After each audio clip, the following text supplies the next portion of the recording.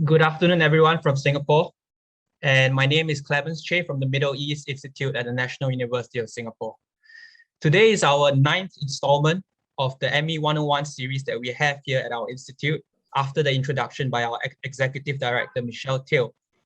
Last week's lecture covered climate change and was done by Dr. Aisha Al-Sarihi. And today, we are very, very happy to host Dr. Sharifa Yahyai as our guest speaker for today on a lecture entitled Women and Youth, a Force for Change. Now, before I begin introducing Dr. Sharifa's profile, let me say a few words about this topic, and then we can encourage some food for thought among you guys so that at the end of her lecture, you can, of course, put forward your questions in the chat box on Zoom. So we'll start with the topic about women and the GCC, the Gulf Cooperation Council. Among the GCC states, you have, female cabinet ministers, 3 in Oman, from which Dr. Sharifa is from at the minute, and the 3 female cabinet ministers in Oman are in positions of education, covering portfolios of education, higher education, and social development.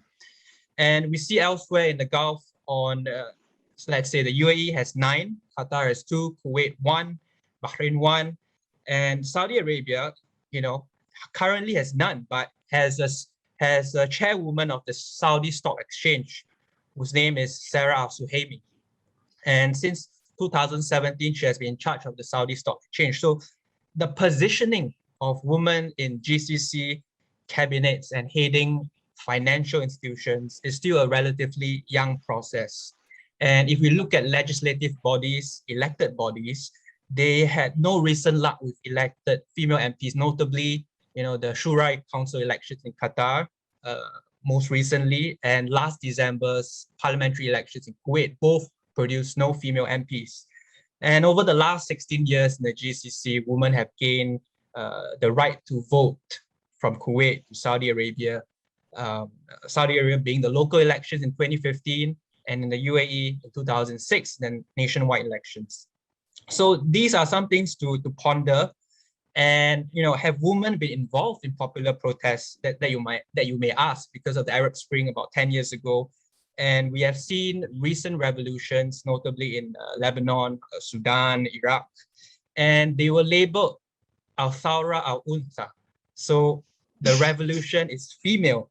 And these are really because of emblematic women involved, where, for example, a lady who kicked the security guard in Lebanon, or a lady who was on top of a car in Sudan. So these are very, symbolic parts of these protests that became, a hype on social media at least. And but the real question is, have these served women's rights? As part of the protests. And we see 10 years ago in the Arab Spring, there were protests, but there were also harassment on female protesters. So this is something to ponder about. And on youth, of course, protest movements also involve youth. And one of the biggest ones is in Iraq recently, and also 2 years ago on rigged elections. So the reality is that across the MENA region, there is a youth bulge, and the youth potential is untapped, which is something our guest speaker will be talking about later on. UNICEF report said, called MENA Generation 2030, talked about a risk of increasing the number of out-of-school children by 2030, and this increase could be up to 5 million. So there has been concerns surrounding this in the MENA region. So what can we do? Should we go forward with structural reforms nationally? Or should we have a region-wide approach, or someone to champion this agenda? So this is something that's in your minds. And now let me introduce our guest speaker for today, Dr. Sharifa Yahyai. She's the former Minister of Social Development in Oman from 2004 to 2011. She's an academic specialist in women's studies. And also, before she assumed her ministerial portfolio in Oman, she was a professor at Sultan Qaboos University, where she was teaching Arabic and Gulf literature. And she's now still a visiting lecturer at the College of Arts and Social Sciences. Dr. Sharifa has participated extensively in national and international conventions on women's empowerment, children's rights, and civil society, and she received numerous awards for her efforts. So without further ado, please let me welcome Dr. Sharifa Yahyai. Over to you. Thank you, Clemens. Good morning from Muscat to everybody who is joining us for this series of talk. And I am so pleased for getting part of this series by the Singapore National Universities and actually by Middle Eastern Institutes in Singapore University. My talk will be quite wide, not far from what you mentioned, Clemens, but it will start from not the historical background of the MENA region, but I will be tackling some issues and challenges that today we are facing it because of 2020 and the COVID pandemics. So mainly my topic will be divided into main, or actually 3 main points. First of all, is the background of the MENA region, especially when it comes to women and youth roles.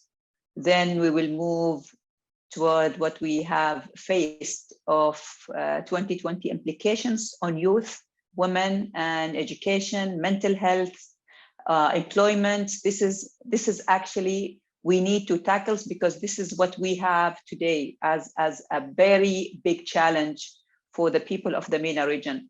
Then gradually we will move to, of course, the GCC, and we will be talking about the population and the youth population itself. And the youth population also will be divided into the female population youth and then male population youth. And what are the main challenges that the youth of GCC, both male and female, facing today?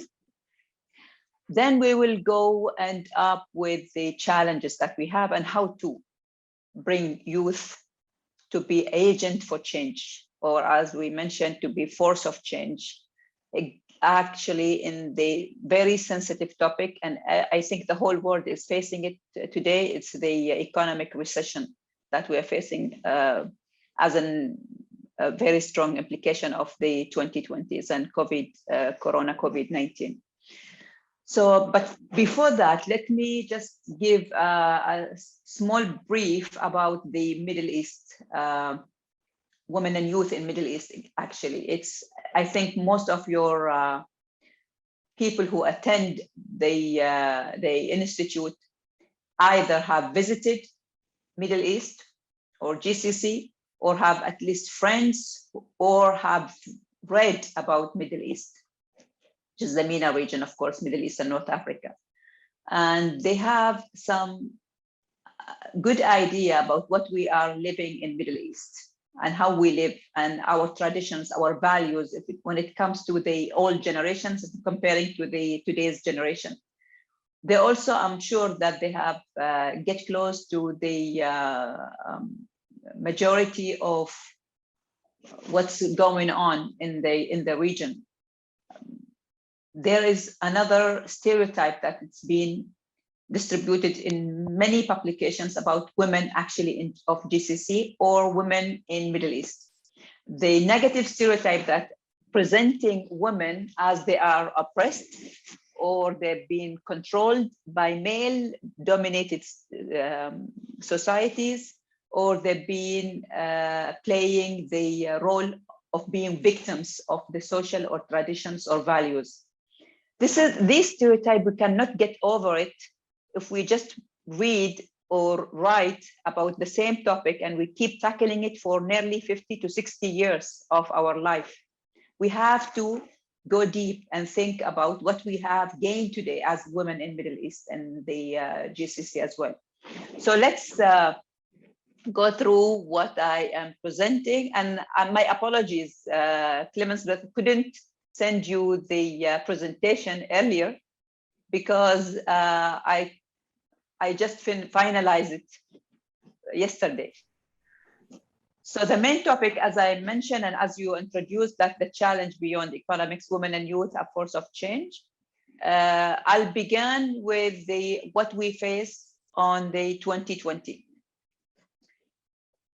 Before the 2020 came, everybody was expecting some huge celebrations. We were supposed to celebrate the 25th anniversary of Beijing Platform for Action in Gender Equality. And that where everybody was like preparing their reports, the national reports, they're discussing what is the achievements being done for gender equality. This is one thing. The second thing, we're supposed to celebrate also the 20th anniversary of MDGs. How can we get off the poverty or extreme poverty? How can we get off the women equality? How can we get off different goals that's been mentioned by in the MDGs? Everything was like the world was off track to end poverty by 2030. That's our target in 2030. Unfortunately, because of COVID-19, everything went like with the wind. Women and youth are at the core of MDGs and SDGs, where we're supposed to celebrate and bringing the achievements. But COVID-19 implications caused over 71 million people pushed into extreme poverty in the MENA region. And the pandemic couldn't have hit the worst time for at least 110 million young people aged of 15 to 29. So this is where we are today. This is the situation that we have facing today and living because of COVID-19.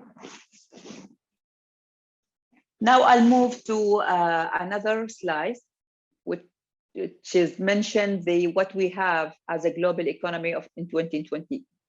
The global economy shrank by 5.2 in the MENA region. And the human development and poverty declined within the working class and rural communities because of the lockdown that we have faced. Labor exporting experienced rising the unemployment among youth and women. And the consumer products, the retail, the travel, the tourism, the hospitality sectors suffered, and because of the lockdown and because of no traveling or no movement. 23.6 billion direct economic losses in the global economy. Now, if I'm talking about the gender equality and the MDGs and the SDGs goals, we will see 2020 was the year of severe setback in gender equality and women's rights in the MENA region.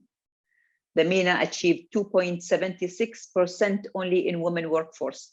That's the recent achievements, but over 1.7 million jobs has lost in the early 2020.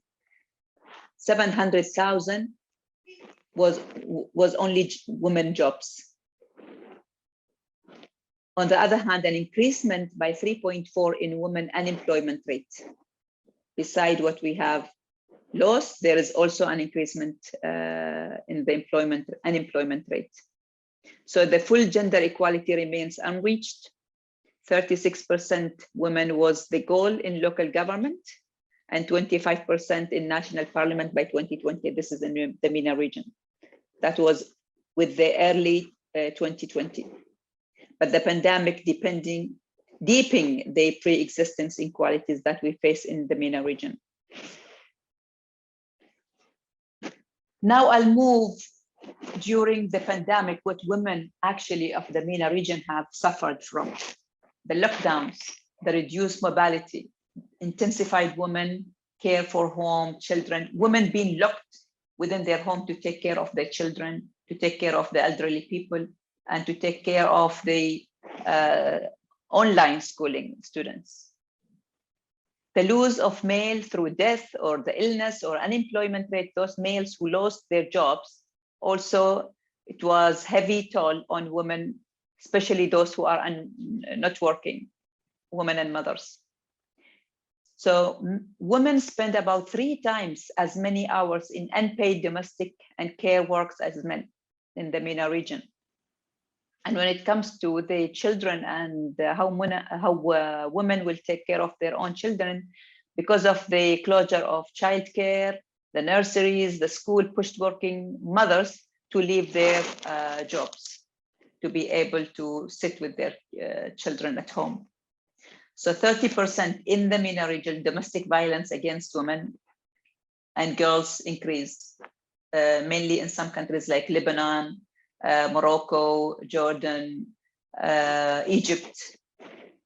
And 70% of women were in front lines of fighting the coronavirus because they were in the hospitals as nurses and social workers. Another thing that we need to mention is the labor force for the in MENA region. The global average of labor force in the whole world is 60.51. But when it comes to MENA region, it's very far still. It's 47.96%. And that's because also it becomes that average because 20% of women are not working in the MENA region. So the participation of labor force for women is very, very low. More than 178 million young women are unemployed. 40% of them are youth.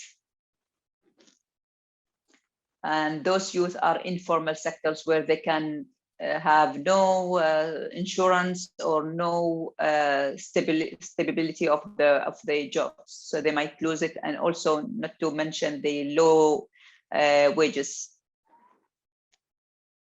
More than 1 in 6 young people are unemployed in the MENA region because also the working hours fell because of the lockdown. I'll go to the education in the MENA region, what they have faced because of the coronavirus. They close to 100 million students were out of school because of the lockdown. And 47 million students affected due to the education system and the online learning methods. 51.6% household in the region, in the MENA region, have internet access. And connectivity remains as a challenge because, you know, the areas, different areas in the region, it's not yet even have the internet connections. Girls less access to computers and technology at home. So this is what the implication of COVID-19 on education. We'll move to the mental breakdown or mental health that caused by coronavirus. School closure, the lack of access to sport, social venues. There is no events that people can go out, or there is no health center or health fitness centers are open. So that causes threat to those already who are struggling with mental health issues. Lockdown also and home quarantine risk increased violence against women, people, and young women and young youth. Not to mention the severe depression among young men aged between 15 to 24 and young women between age of 20 to 24. Mothers left to deal alone with the pressure of e-learning system, especially with the preschool children. Abused girls and young women had no access to hotline or shelters. Even here with the region itself, so many families during the quarantine and lockdown have had a very severe family problems like divorces. The divorce rate increased. The violence against children and against young girls has became as an issue. So that's what we have to be trained how to get over it gradually when the coronavirus will be gone. Now we will go for the power of youth. What is the challenge that the youth in the MENA region are facing today? The MENA is characterized by a young and well-educated population with 60% below the age of 30. This is the whole MENA region. It's not only the GCC, but the whole MENA region is characterized by being young population. Over 25 million Arab youth are not in education or employment or training. 85.1 young working age Arabs are in the informal sector, as I mentioned, with no access to social or health insurance or credit facilities. This is what we need to just build some strategies to get over it and trying to improve these challenges. Unemployment rate among young women is 42% in the region, in the MENA region in 2020, which is very high. And this is now more even than the double of the young men. Youth unemployment is the highest in the whole world and the fastest growing, increasing from 19.5 to 26.3 between 2012 and 2020. This rate is quite scary. And that's what we need also from the governments and from the private business to work together to get lowering this rate. Now we'll move to my second part, which is the youth and women in GCC in 2020. Let's start with the population that we have. As I mentioned, it's even the population of GCC is even younger than the population of the whole MENA region. 57.4 million, with the average growth 10% in 2019. This is the total population of the GCC. 53% of this total population are migrants and expatriates living within the GCC. 1,300,000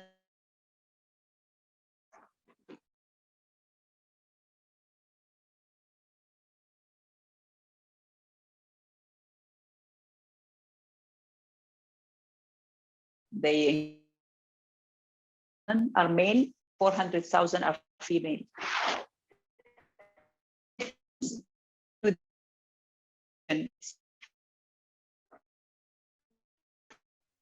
Is the connection okay? My voice is clear? You were frozen for a bit, but now you're back. Yeah, that's what I noticed. Yeah, there is a signal comes that it's weak. But you're back. Am I clear now, following up on track? Yes, absolutely. Okay. From the total population that we have in the GCC, the biggest one is in Saudi Arabia of 59.7%.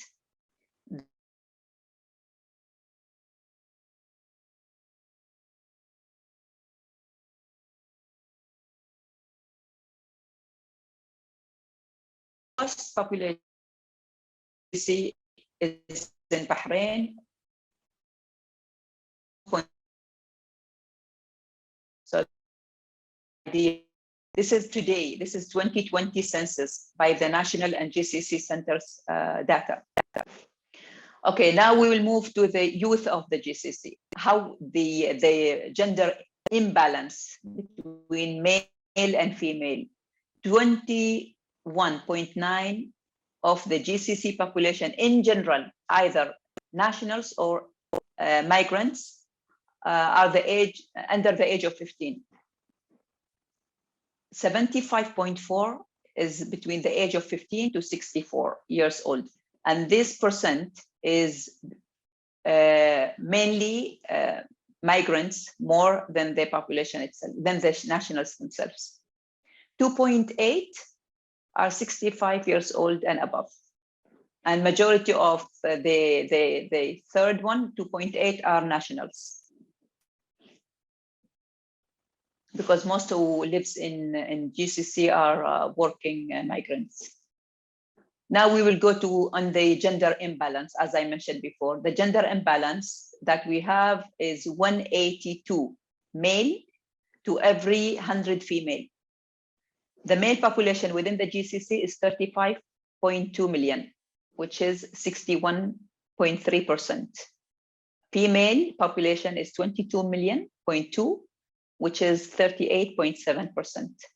And these are both, as I said, expatriate and nationals. Now we'll move to the women or female of GCC. The population of the female GCC, either, as I said, nationals or unnationals. And because we mentioned Saudi Arabia is the highest rate of population, so they have 34.8 million. The female is 14.4 million in Saudi. UAE 9.8 million. The female is 3.03 million female. Oman, the total population is 4.47. Female are only 2.21. Kuwait 4.2 total population million. Female is 1.6. Qatar 2.8 total population, 2.8 million. Females are only 698.5.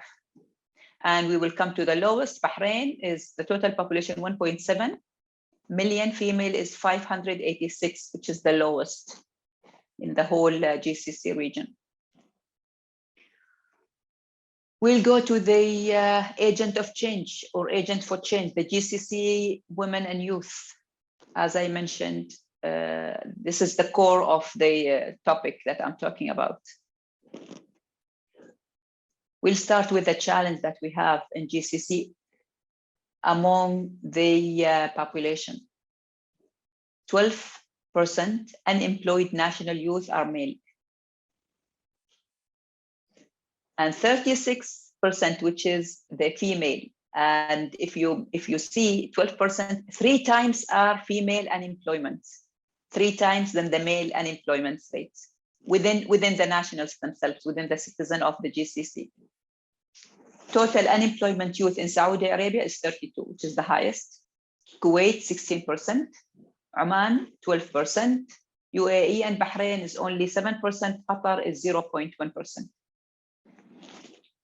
National unemployed female with high level of education seems not aligned with the business sector's needs. And this is another challenge actually. And even myself facing it when we were working on female participation in workforce, that we found GCC female has or have very high education degrees, above BA, MA, and PhD.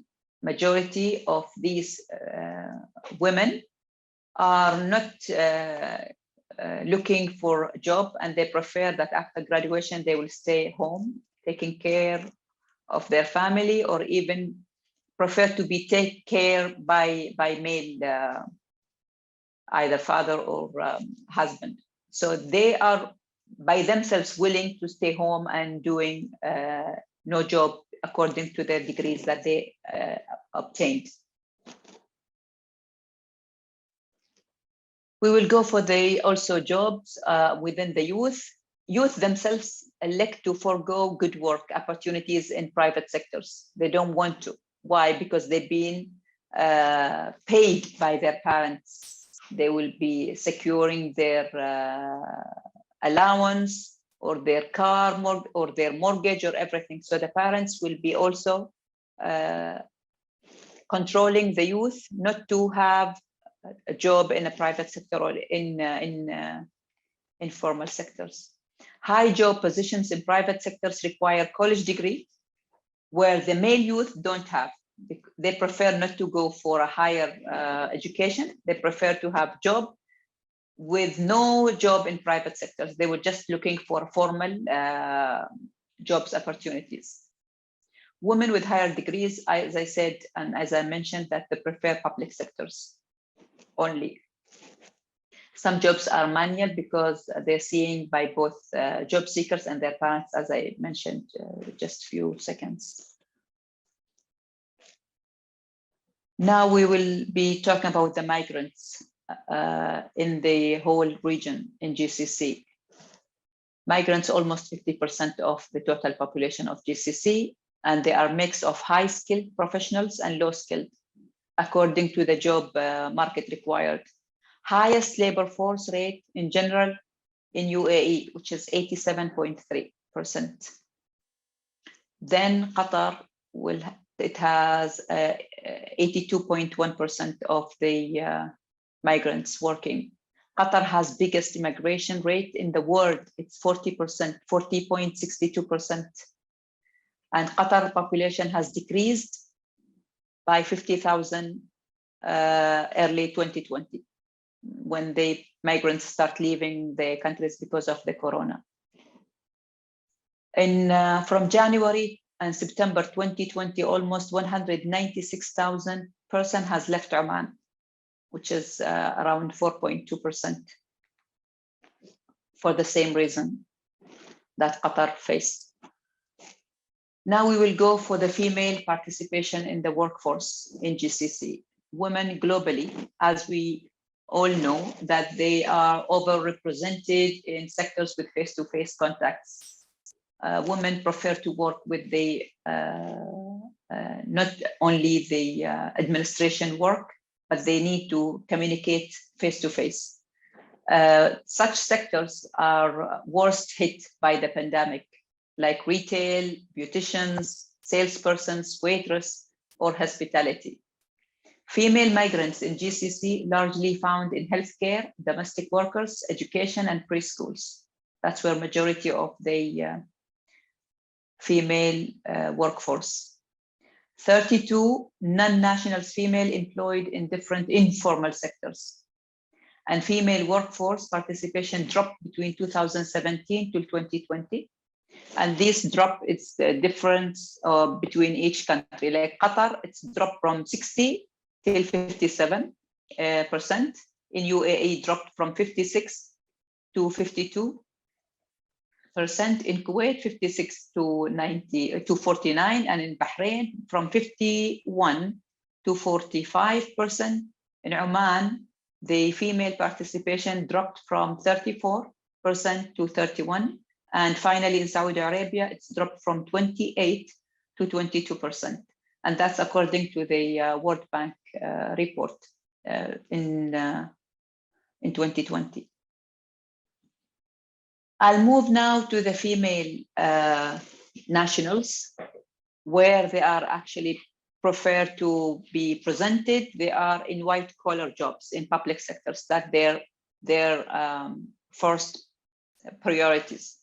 Female nationals in Bahrain and Saudi Arabia are not overrepresented in face-to-face contact sectors, according maybe to the, I understand in Saudis, but I don't understand why in Bahrain women are not overrepresented in face-to-face contacts.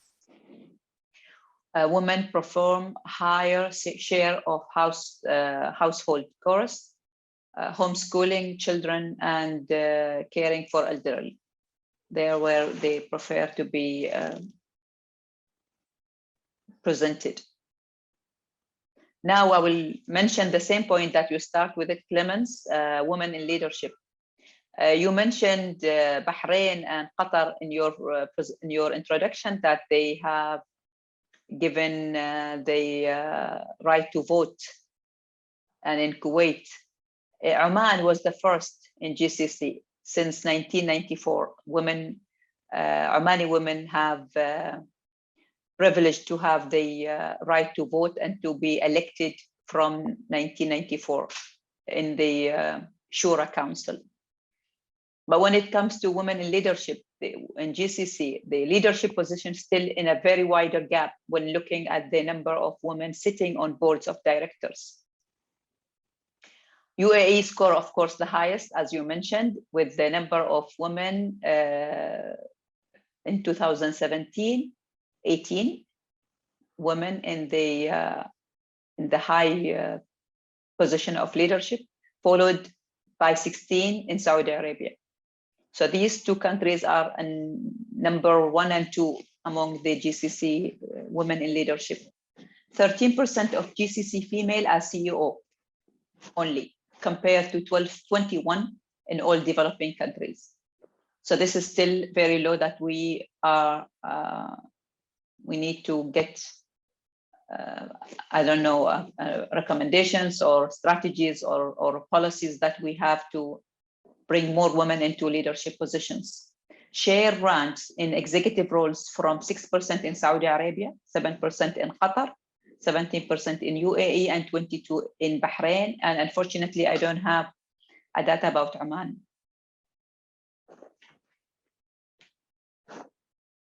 We'll move to the downturn point, the implications of COVID, that the whole world been facing since late 2019.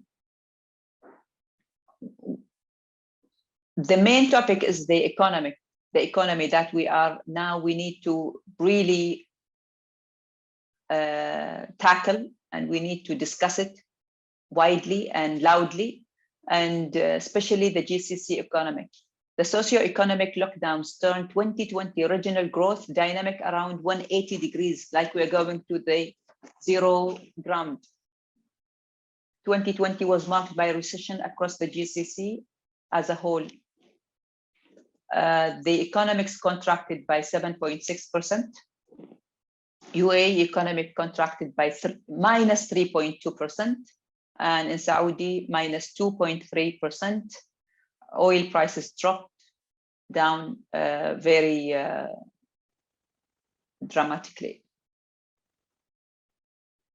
We go to the GCC labor market, also dropped as 500,000 of workforce has left from the early 2020.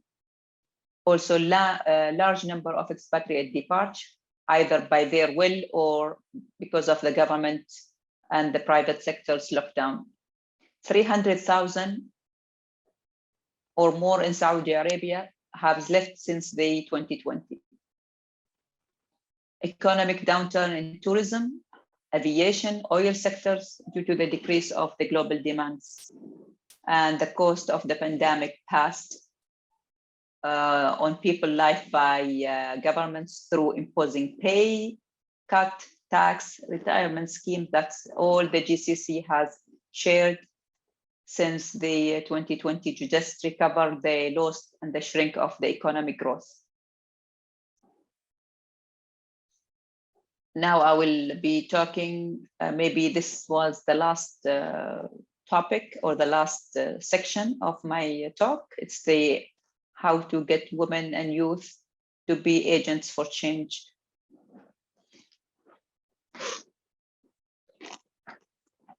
Why we are talking about or focusing on women and youth, actually, because they are easy to reach their peers in groups to support other youth and girls, especially in the vulnerable groups that we've been suffered because of the pandemic. Youth and young women, they have the power to disseminate information through networks, online and social media. They are the controller of the social media and the online even business. Youth and young women are very networked, digitally native, resilient, and socially conscious, economically very active. So we have to put in mind, the government has to put in mind, and also the private business, that they have to get as much as they can to activate the economy by involving youth and young women. The United Nations report in 2020 has mentioned that young people aged 18 to 24 are more likely to be social entrepreneur than to be commercial entrepreneurship or entrepreneurs. Why? Because they display greater agility than non-youth led firms in adapting business and coping strategies in response to the crisis. Youth-led firms are create customized and new products, and they can turn to online sales, and they are good in increasing market efforts in response to the crisis. And that's what we had faced really during the pandemic and lockdown. How can we bring youth and young people to activate the business recession and to bring back what we have lost and what the business shrink? Youth and women entrepreneurs represent a huge resource that they can be mobilized, and they have multiplier effects of youth employment. Youth and young people can share and can work as a team to hire another youth with the same mentality that they share according to their age and their education. And also they are more understanding of hiring youth with the reasonable wages. So they are excellent in also technology, telecommunications, and online business. And that's the chance to recover what we have faced because of the COVID. Youth and young girls are also a source for solving gender inequalities and climate change and business crisis. They are the future economic hub by having specific characters that youth really good at. They are innovative, they are ambitious, they are optimistic, and they are control social media and online social and political campaigns when it comes to the campaigns that running by the youth. And they maintain high flexibility. They are very clever, and they're being able to shift gears and make use of digital technologies to further drive the awareness among communities. 2020 is the perfect, 2022. The next year is the best or the perfect time for governments to shift toward their nationalization strategies and to benefit from youth and to handle them the role of leadership in economic diversifications, in education, in unemployment, and in gender inequalities. So they are very strong and very powerful tools that we have to get benefit of when the government look at to reform some challenges that they have. So government must honor young citizens, the role to bring them back to the job market. That's the last word that I have. I hope I didn't take long time than what the time been devoted for this presentation. And thank you very much for listening. And I hope that this presentation add a knowledge to the attendance of the Middle East institutes in the university. Thank you. Thank you, Dr. Sharifa, for your wonderful presentation. You gave us a lot to think about, especially on women and youth, on the education levels and on the unemployment levels. So we'll now come into the Q&A segment. So let me remind our audience that you can, of course, put your question forward through the Zoom chat box to MEI events. And then we will, of course, pass on the questions. I will read it out to Dr. Sharifa. So while you guys are putting on your thinking caps, which are churning furiously right now, let me ask my first question, because Dr. Sharifa talked about the education levels, the fact that women have started to draw parity with their male counterparts in terms of the education levels. They are no short of their degrees, even in higher degrees. So in such a scenario, why is there still that huge unemployment rates that you're talking about? Despite the fact that we are seeing them drawing level in terms of qualification. So why is it still? What are the barriers for women? Maybe to be honest, majority of the barriers are social values and traditions. There's like a contradictions within the GCC people themselves. Their mentality, especially when it comes to women mentality, they prefer to be having higher degree because that's what they can show themselves and show the community that we have the higher degree. We have a PhD degree or MA degree or even BA degree, but we prefer not to work. Why do we bother ourselves of going out in labor market and be threatened by whoever boss is, or he will be like, it's not worth to work with the low income. We prefer to stay home, to feel more as a housewife or a household, taking care of the kids, plus the husband will still pay them, like an allowance or monthly allowance or whatever. They will buy them a car, they will live the life that they have, they will enjoy their time. the contradictions that we face, that we keep asking and we keep presenting, and many of the national reports showing that women participation in workforce and labor market are very low among the nationals. On the other hand, we complain that the migrant labor force is high. So that's the point, that they will think about traditions. It's more traditions. In Oman, we don't have this, but in UAE, in Qatar, majority of the women with higher degree prefer to stay home.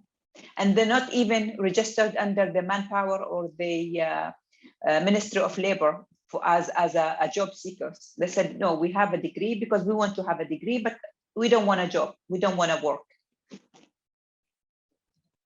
Thank you, Dr. Sharifa. If I may add another question, and you mentioned about the preference for the public sector, as though that, this is a job for life or guaranteed security, is there going to be a change in mindset? Are we seeing this? Because you talk about the impact of COVID, and also you talked about the oil price collapse. So, going forward, will we see this mindset change, about that whole job for life mindset in the public sector? It will not change with the young people who just graduated from MA or BA, because, the opportunities, the attractions to the job sectors will not hire new graduates with the high income. And you know what? Those people who work in the formal sectors, with the lockdown, with the pandemic, they didn't lose their jobs. They secured their jobs with the same wages, with the same income, and they don't go to work.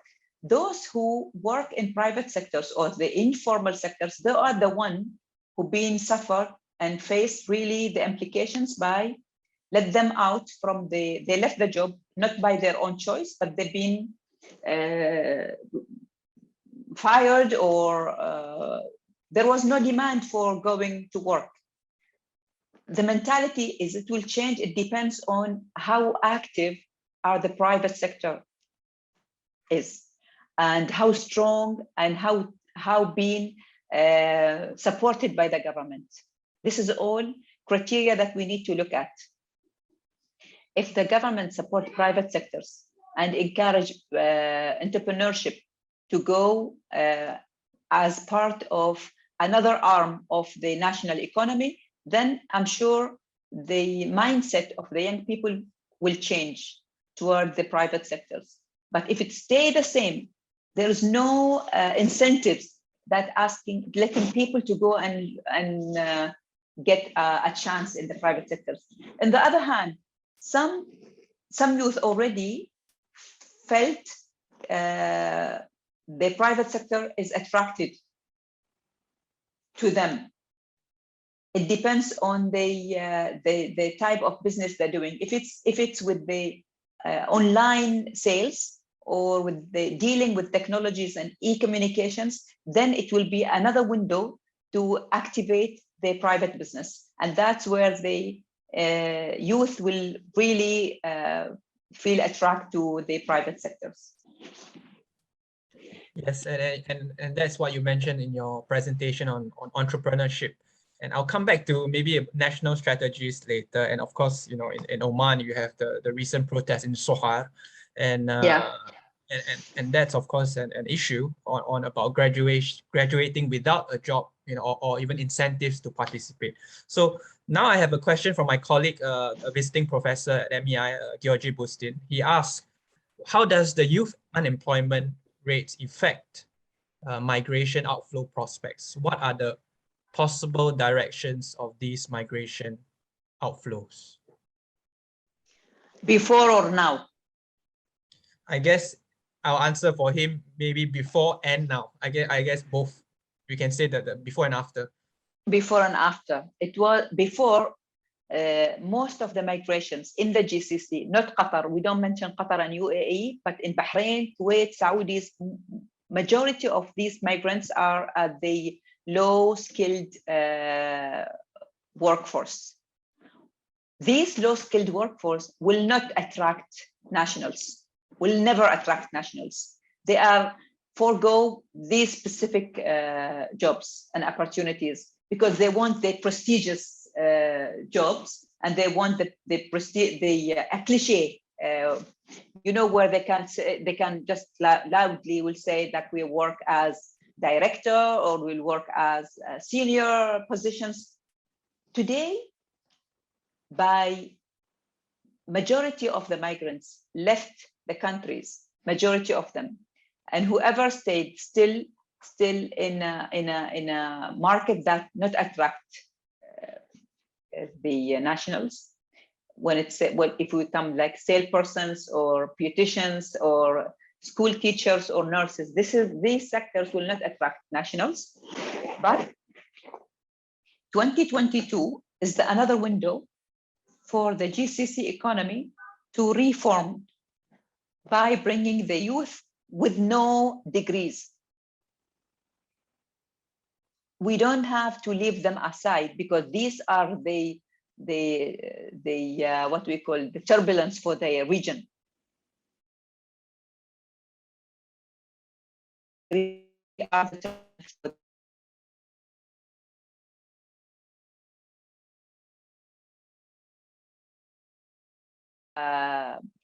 Active and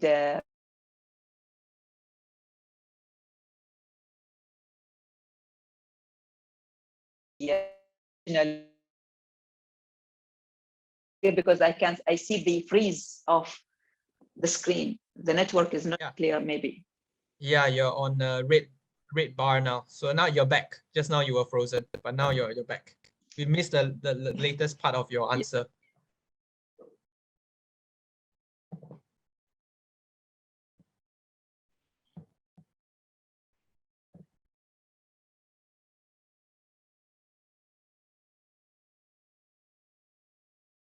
To youth with no degree, we have to bring them back to the market. They don't have degrees, but they cannot stay as a challenge or as a turbulence to the region. We have to open the door for them in different sectors.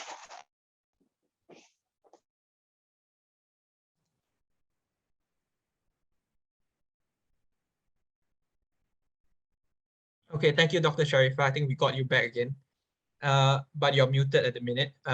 We have a next question from another colleague of mine, Alex Arduino, on the barriers again. We're going back to the question on barriers or the glass ceiling, as artificial barriers that prevent qualified women from advancing in their corporate career.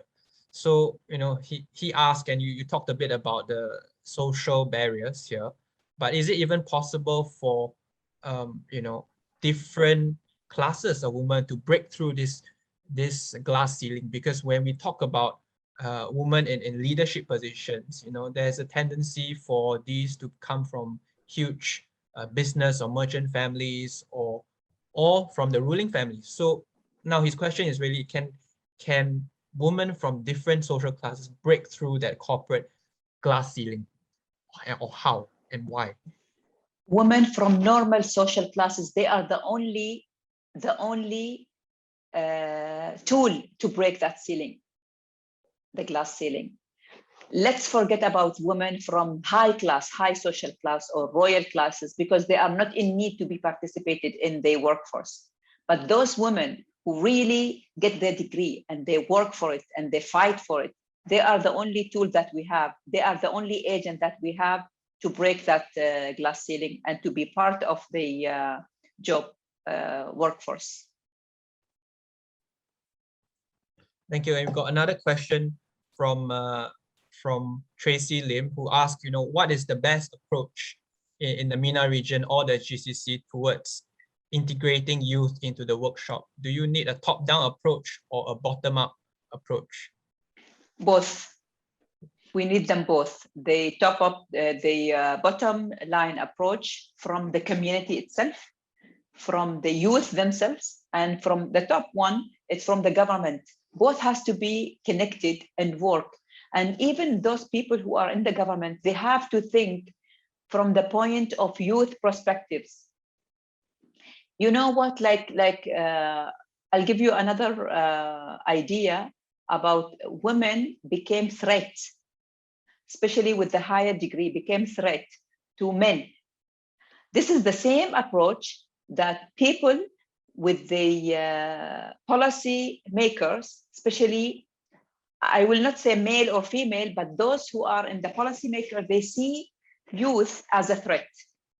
They don't deal with them as these are their own, their own nationals, their own people that they have to be brought up and to be mingled with the policy maker people or mindset of these people. So women and youth being looked as they are a threat to those who are at the top level.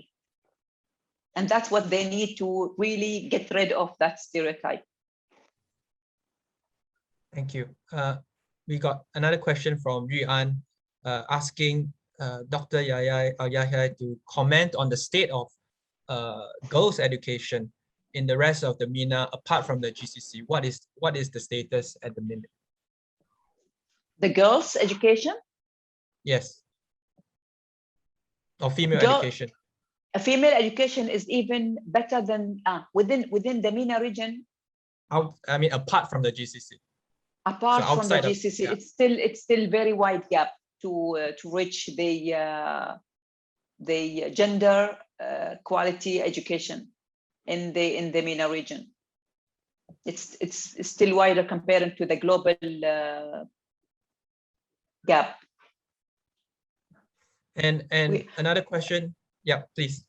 We are as a MENA region, it's #1 within the world, that it's the gap between male and female education. It's the gap, it's still wider and bigger, which is #1 in the global rank.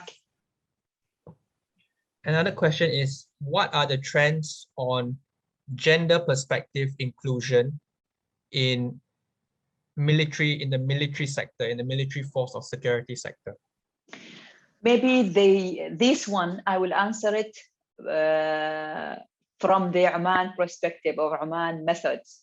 Oman, as a country, involved female to be in the military and the police sectors very strong since the 1970s, even before any of the GCC governments have approached women to be part of the army force or royal army force. So Oman is advanced when it comes to bringing women in the armed force. So we have ladies, maybe what we call it in the Royal Oman Police, police women in the Royal Oman Police, and we have a musician bands for only women in the police, and we have head of the police station officer, which is female in Oman. So we are quite advanced when it comes to this point. And would you say that applies across the GCC as well? I mean, I think so. Yes, they do have. Bahrain, they do have. Kuwait, they do. I'm not sure about Qatar and Emirates and UAE. I'm not sure about it. I have to look at this into details, because if you see the whole presentation is data, so I get more data, general data, but I didn't focus on this point. Yeah, and also I think I'll go back to my earlier point in my own introduction about legislative bodies, and of course Oman has its own legislative bodies as well. And when we look at Qatar and Kuwait, their recent elections, and we see no elected female MPs, is that a sign that society is not ready for this change? What can you say? What's the significance of these? It's not only Clemens in Qatar and Kuwait. The whole issue is in GCC. Having 2 candidates or 3 or even 4, comparing to the whole number of candidates in the parliament, doesn't reflect that the participation is good. In Oman recently, since 1994, Today, we have only 2 candidates, female candidates in the Shura Council. To get to the point, there is an issue discussed 10 years or maybe 20 years in Oman, and I'm sure that it's been discussed in the whole GCC region. This issue consider women as a social case or as a social subject, which is totally inappropriate. Women are nationals and citizens when it comes to be part of the whole frame in the country. So when it comes to elections, Shura elections especially, not the state elections, because in the state council we don't have election. It's been appointed by the head of the states. But when it comes to the Shura and the elections, there is some game that women has to play with, very careful. Politics is a game. Sorry. If we're leaving the women participation in politics to the society will never change. Take it 100% from my own perspective, from my own understanding of our GCC national environment. Women will not be elected by male or even female. So there will be no change in the mindset when it comes to the parliament elections. The only way to get out of it is the quota. And the quota being implemented by many countries in the whole world. And when it comes to the MENA region, Morocco implemented quota, Egypt, Iraq, Yemen, Syria, Jordan, and whoever implemented quota, it's only for like 15 to 10 years. Then people will get, the whole people of the country will get to see and to hear women in the parliament and to get it into a normal situation. Then gradually, they will get used to see women in the parliament and they can remove the quota. But without quota, there is nothing will be changed in the GCC. And today, until today, when someone talk about the quota, they said, no, we don't encourage quota, even by politicians, even by the government. We don't want quota because if we implement quota, then those who are unqualified of women will get into the parliament and there will be no benefit.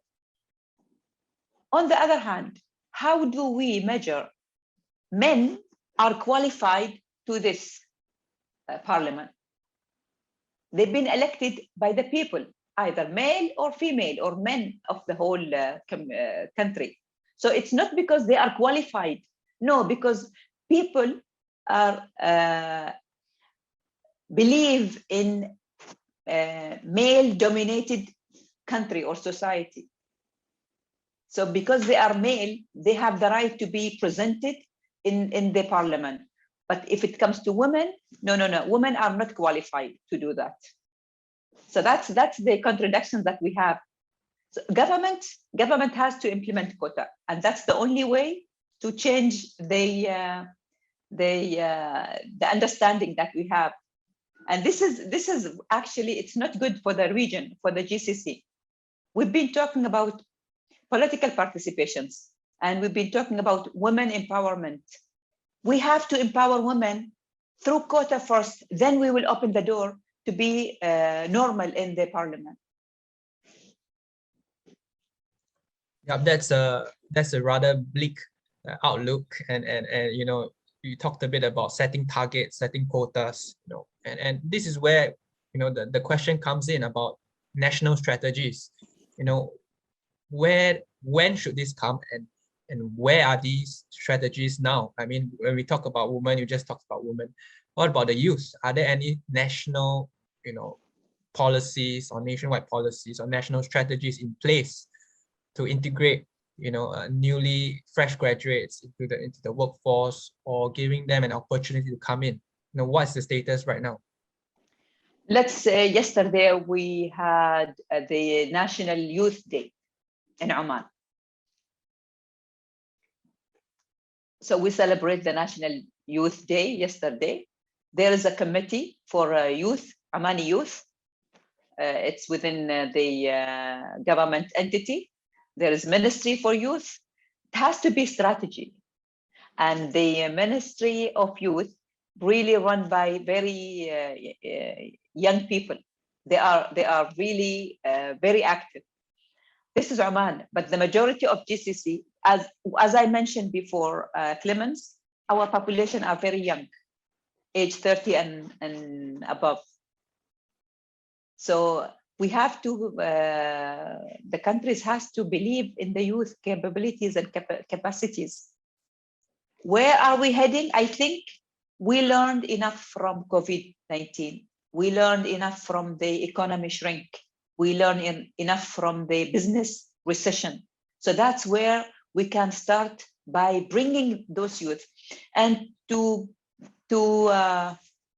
give you an example, after COVID, like 2 months or just a month, we had Hurricane Shaheen in Oman. 2 weeks ago on 2nd of October.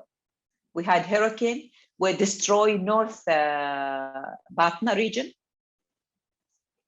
People were left with no homes, no water, no electricity for nearly 3 weeks. Only youth with the army, with the people who volunteers to go and clean their houses, because their houses until the ceiling are full of mud because of the rain. So youth were the power for people with no power left. So this is another example that I have to praise and say that youth are the only solution. Youth are the only agents that we can depend on to reform all the challenges that we have today. And that's the potential in youth, where it's seen in the disaster relief efforts that you mentioned in your example. My colleague Asif Shuja asked a question about marriage in Islam, and in Muslim societies there's a concept of mehr as a condition of marriage. The gift from the husband to be to the wife to be. Does this practice, I guess this sort of goes back to your talk about social barriers. Does this condition of marriage promote gender equality? And if I may add to that, should there be changes in such practices? Mahar, it's a gift, or maybe from husband to his wife. This is maybe it belongs to Islam or Sharia law, but before Sharia or before Islam, it says even within the Islamic approach that the mahar, it's only a silver ring can be enough. A silver ring, or even a ring that made of iron, that's enough to be as a gift from the husband. This has nothing to do with the Islam. The mahar, it's just a concept.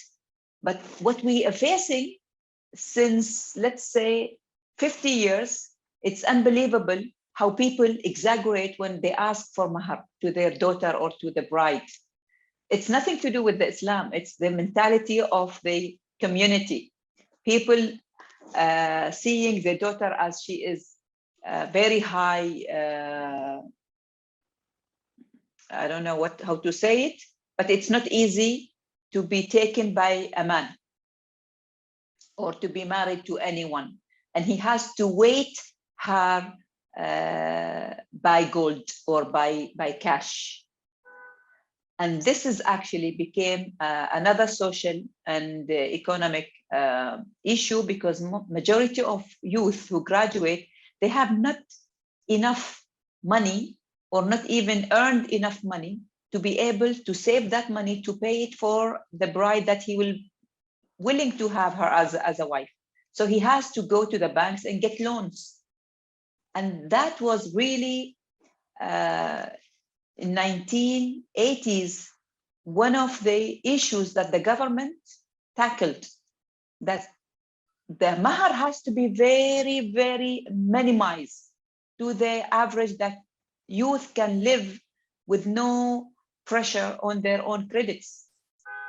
Because majority of these marriages end up with the pressure on the husband because he has loans, he has to pay back to the banks, and then they will end up divorce. Do you get me? Yeah, got you. Another question coming in is about the role of young women in cybersecurity in the MENA region. There is a trend on this, witnessing an increase in young women's role in cybersecurity. Is this also the case in Oman? Yes, there are specific actually scholarships for the STEM, only STEM, which is different topics of science and even cyber technology or the science and everything. Now it's a trend. Majority of girls, young girls, they are looking to have specialized or to have degree in a cyber tech positions or specializations. Why? Because that's what when I mentioned that youth are very strong when it comes to online communications or markets. So now it's a trend in the GCC itself that majority of young girls would like to have more specialization on this subject. And building on that, another question is on the incentives that you talked about earlier. So can governments in the GCC encourage the private sector to hire the youth and women through tax incentives, whether in tax incentives or PPP constructs? This is supposed to be, yes. I encourage this strategy to be implemented by the government, especially because these incentives will encourage young people to work and to feel their dignity is honored by the government and by the private centers, and to feel even that youth are needed to reform the business. Yes. And one more question. According to the ILO, International Labour Organization, the low participation of women in the labor force is considered a missed opportunity for economic growth and development. So in the post-COVID world, do you share any hope on this economic recovery and revitalizing the participation of women? I hope so. I have the hope. Yes, I have the hope actually for not only women, but only for the youth in general, because this is the only way we get rid of what the COVID implications has caused and has let people live in a poverty in the MENA region or in some GCCs. And we got the MDGs and the SDGs that you talked about in your presentation, the Sustainable Development Goals. The original agenda was set for 2030. How far are we into achieving these goals? Are we really falling really short? What's your take? We are actually off track. It won't be easy to go back by 2030. Not unless a huge agenda set by the government with the cooperation of the private sector. It's another very extreme challenge for governments and for communities to go back. You know how long we've been, the whole world been working on SDGs and MDGs since 2000, and even before that with the Beijing platform is 1995. So what we have been achieved, which is even not far from the target in GCC and in the MENA region, today it's really far away. I'm not optimistic about how to go back, but it will take a huge budgets, a huge potentials that the government has to build totally different strategies, national strategies. And the worst thing is the extreme poverty in the MENA region and unemployment rates. That's these two. In education system, I think it's much even easier that they can work very intensive to bring back the rates that we have, that the GCC and the MENA region have achieved. But when it comes to poverty, when it comes to gender inequality, we are still need to do a lot of work, a lot of efforts, and it's not easy. We have left like 8 years to 30. There is no way. Thanks for your remark. And incidentally or coincidentally, we got a question on education that you mentioned in this, the quality of education, really. The question is about, how high is the quality of education in the Arab world, and how does the GCC educational institutions rank among the Arab world educational institutions? GCC is better than the MENA region, actually. Maybe UAE and Qatar are the top when it comes to education hub that they have worked for since 2000. Majority of the private universities from all over the world brought to Qatar and to UAE. But the quality of education, it's another issue that they have to get a new strategy. Not only the quality of education, but also the vocational training institutes, private sectors. And the psychotic that it's youth prefer to have very low education quality. On the other hand, they want the best position in job markets. So they don't want to work for their own degree, but they want an easy way to get a higher post in the job markets. A lot of work needs to be done in the quality of education. I'm not saying that it's good now, but no, it still need to be focusing on vocational trainings. That's what they required, and they need to also qualify the private universities' methods of teaching. Yeah, and if I may add one question in, you taught and still are teaching in Sultan Qaboos University, and you've seen the educational institutions across the region, including some of the mega projects such as Education City in Qatar. So how do you have you had a look and compared the curriculum that is being delivered to students and where there are public universities? How do they fare? How do you assess them? Actually, I've been even a visiting professor in some of the Saudi's universities, and also board member in some of the private in GCC. And I visited also some of the giving a talk and presentation in Oman, private universities, also in Sultan Qaboos University since I left the government. It depends on the name of the university, because the name is a reputation.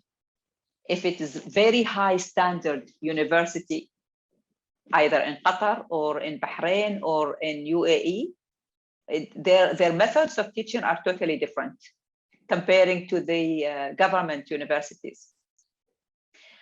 Not only the methods, but also the quality of the professors hiring by the top ranked universities comparing to the national universities.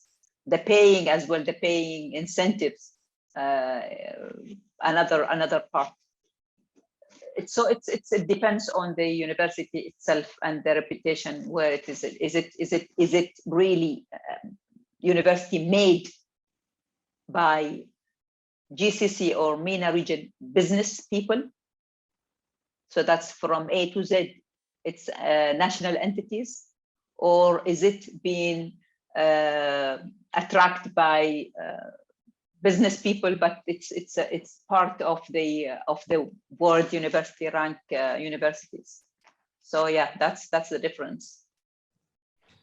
We got another question from my colleague Georgie on the demographic trends in the MENA/GCC, and you talked a bit about the imbalance as well in the GCC. So how does the current economic situation have an impact on these demographic trends? And you talked a bit about, you know, the national versus non-national populations, especially in the GCC. There's an imbalance, and there was an exodus, expat exodus from last year when COVID started. So what's happening now? Is the GCC still reliant on this migrant workforce? That's, I think. The workforce, it's still imbalance between male and female, actually, in the workforce. It's still unbalanced because even now, if we're going gradually to the normal life after COVID and people with the vaccine start to feel relief from the stress and from the lockdown, but still a huge gap in some sectors, especially private sectors, that remain unfilled. This is where national youth has to be brought into to fill that gap. But still, the private sectors trying now to recover by bringing again the expatriate back to the countries, because some of the huge constructions sectors are depending on the expatriates with the low skills workers. There is no way nationals can be replaced in that constructions sectors. Maybe they can be replaced in education system or healthcare or social care, but not in the constructions where they can build buildings and roads. And this is need a strong decision that nationals can work in this. Before the 70s, majority of people in GCC working in the constructions, but there were no much constructions at that time. With the oil booming discovery, then that's the booming of bringing more people from outside to help them, because the government need at that time to have such people work for infrastructures. And with the oil price rebound, I think, now, are we going to expect, number one, of course, we are going to see some recovery and some tackling of fiscal challenges, but are we going to see more incentives coming out? I think that was a question I asked earlier, but now specifically with this, rebound in oil prices, the oil and gas sectors are going to be, of course, benefiting from this. But overall, does this benefit? I'm not optimistic, because the tax implementations already, people are complaining about it. The oil prices, people are driving their own cars in each house. Maybe they have 5 cars. So everybody is going to the petrol station to just fill up their cars with the high amount, maybe 3 times more than what before COVID. The retirement scheme, majority of maybe over within the nationals being sent home, because the market is full, or the government is full of inactive staff or employees, where they suppose when they send people to the retirement scheme, they're supposed to replace it with the youth, but till now nothing been done. So the only solution is to bring all youth in the private sectors as diversification, and not to depend on oil. We have to get something different than what we had before the corona. Thank you, Dr. Sharifa. I think, so far, when you talked about women and youth, there seems to be not a lot of optimism. So my final question to you is, if you were in the place of an advisor to the ruling family or to the government in the MENA region, what would you say? What would be your first advice to tackle immediately on the subject of women and youth? First thing is to get all women with higher degree has to be in the job markets. This is the number one. To bring up the national employment participations within the women of the GCC. Number 2, to open all windows and doors for youth to take part in the job markets, and to bring them whatever or whoever their degree is to be part of the development.